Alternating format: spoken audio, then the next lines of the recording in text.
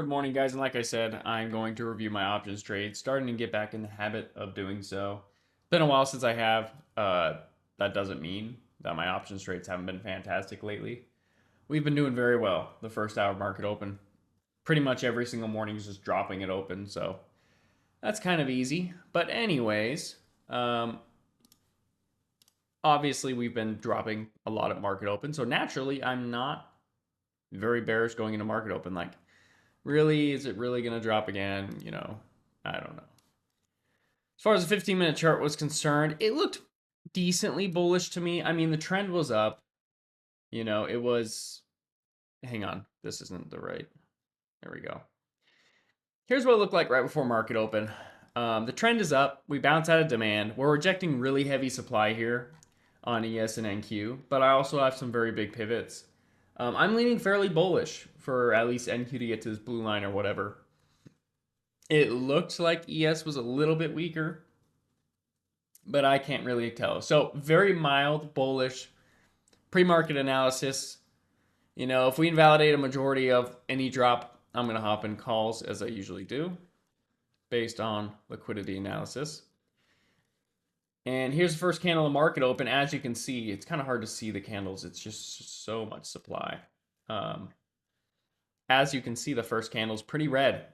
ES's candle is much less red than NQ's, so ES looks stronger. I'm like, okay, if it invalidates most of this bounce, I'm in. If it drops, I cannot get in. I get this beautiful candle, no-brainer entry. I did do a little bit of debating between ES and NQ.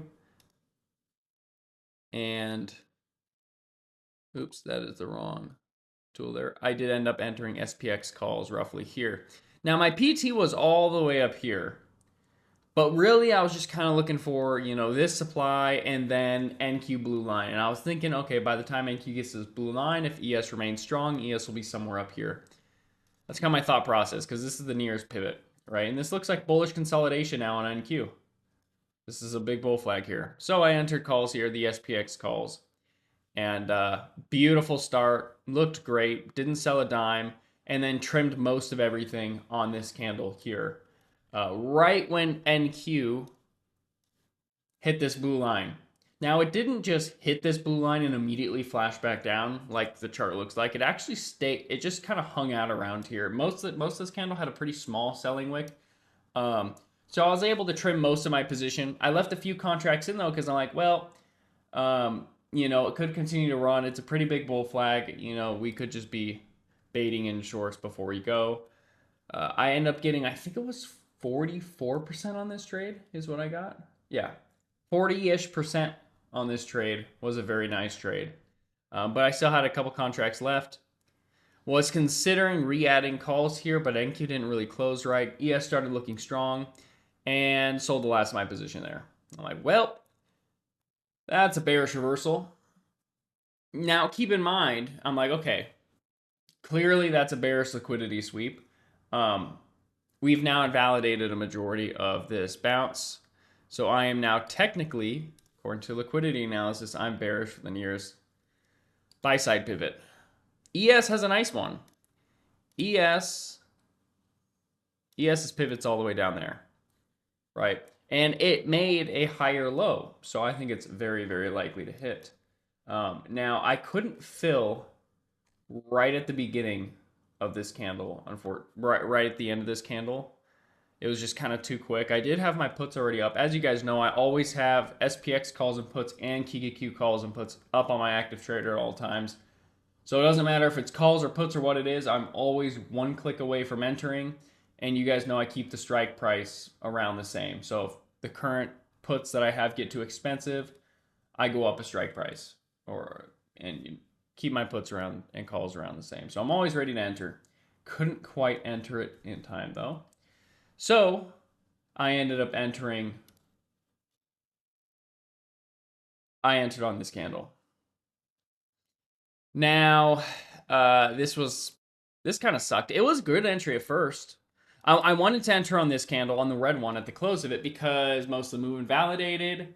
Well, this candle opened pretty bearish. I ended up filling my puts roughly here. So I was green by 15%. until I was very red and almost stopped out. Um, I didn't even get the chance to. I said filled puts because it was so quick, right? So I typed in my channel filled puts and pinged you guys, but I didn't get to type out the alert. Once I actually typed out the alert, my puts were at like, I don't know, 2.3 or 2.4 or something. I filled at 2.85. So I thought for sure this was going to stop out because most of the drop and validate. Not only that, unfortunately, ES flipped stronger than NQ, which it dropped more than NQ did. I mean, look where NQ fell in regards to this first green candle versus ES. So that was really unlucky, and the unluckiness continued because NQ flipped weaker than SPX. It's kind of hard to notice it here, but NQ got miles below low of day here. ES barely got below low of day. Regardless, I trimmed heavy, and I'm like, oh god, here we go again. So I didn't sell everything. Looked pretty good. There's a demand break. And I was out the last of it right at the beginning of this candle. I got 50% gains on puts. Pretty nice. QQQ puts would have been better.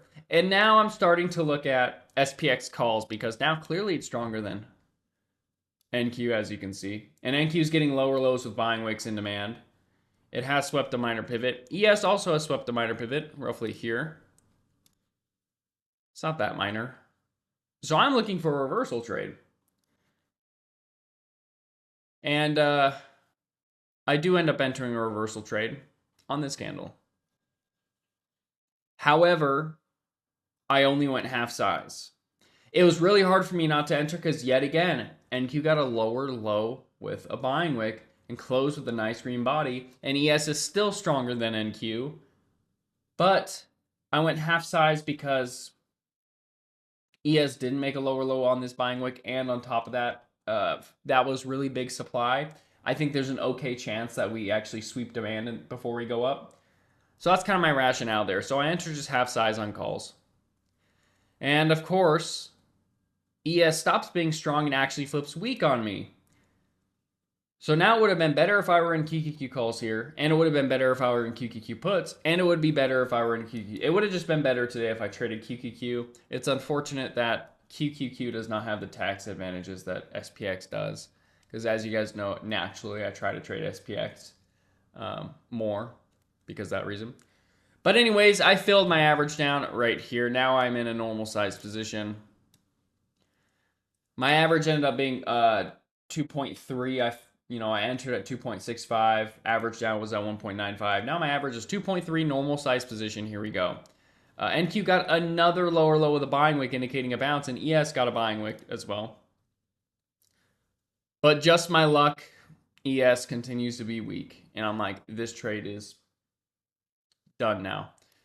Almost stopped out on this candle, but it got another massive buying wick, and this was PMI here. I didn't expect much from PMI, but I'm not going to sell here because we just got a huge buying wick, and PMI could bounce us very easily, and it did.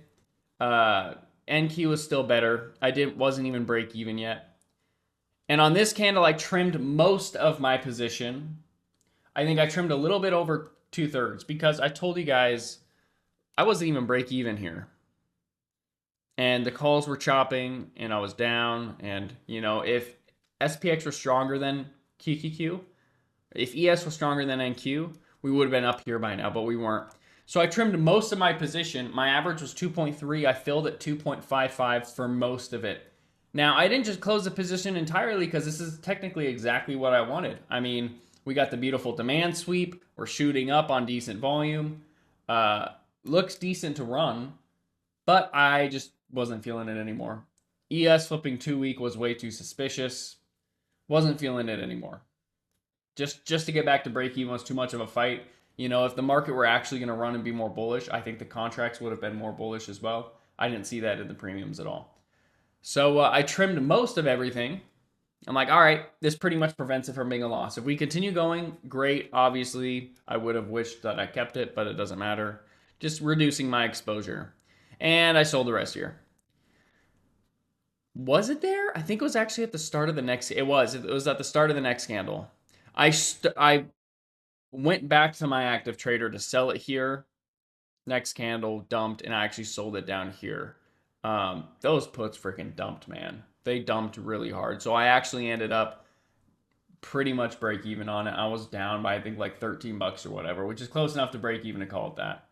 Um, and now it's like, well, that's bearish. It's kind of hard to enter though because now we're kind of chopping down in really heavy demand.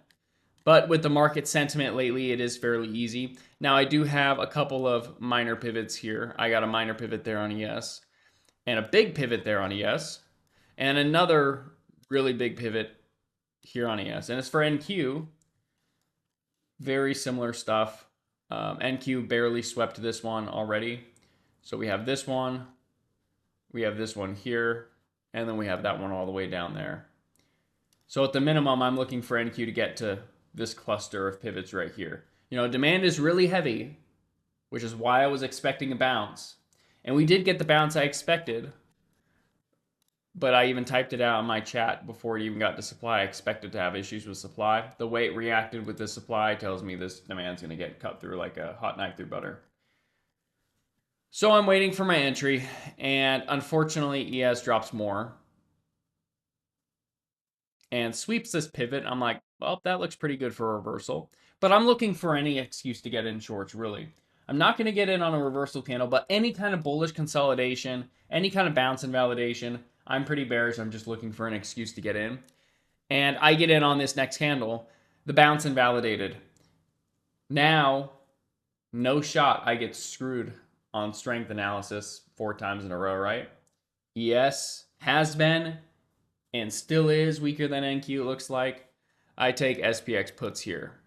I do only take them half size, unfortunately, because it's kind of the same as last trade. I mean, I'm entering puts right after it puts in a reversal candle. I'm getting in at the first trigger I can.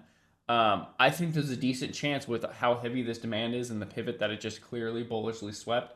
I think there's a pretty good chance that it bearishly consolidates, at least puts in a bear flag or something. So just like the last trade, I entered half size.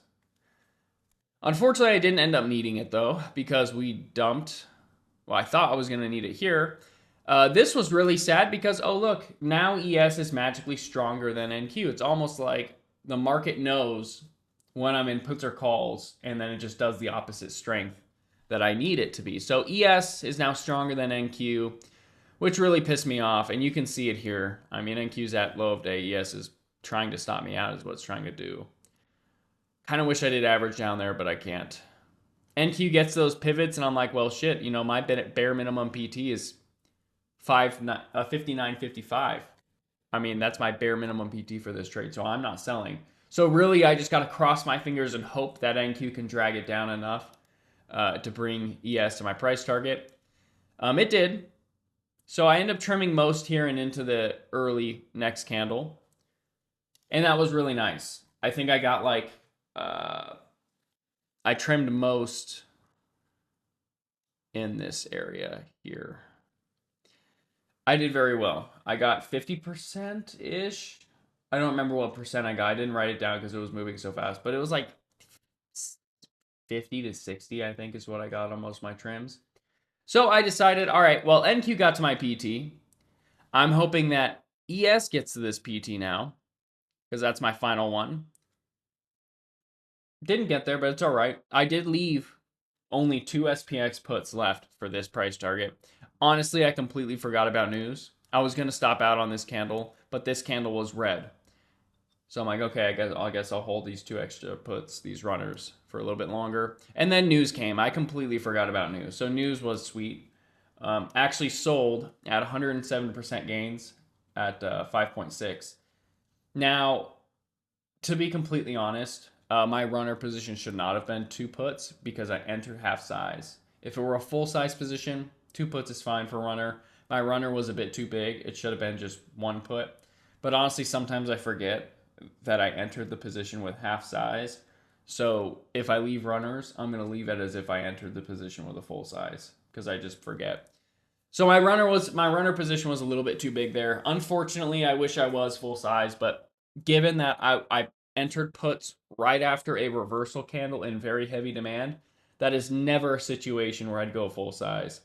I just Got lucky that it went the right way, but also unlucky that it didn't bounce a little bit so I could fill my second half.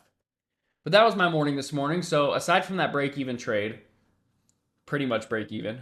We got those 3 green trades for plus 44%, plus 50%, and then plus 107%.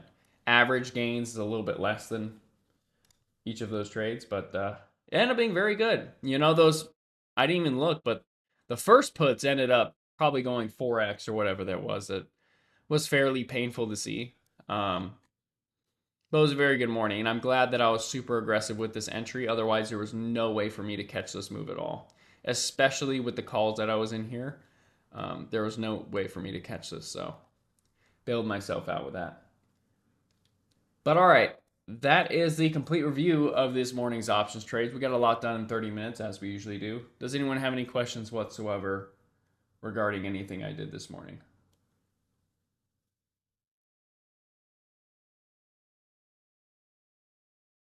No questions? All right, I'm going to hang out for a little bit and chit chat with you guys. And then, yeah, I'm actually going to post this to YouTube. We gotta start doing the YouTube thing again. I've been slacking on it. So, channel will start being a bit more active.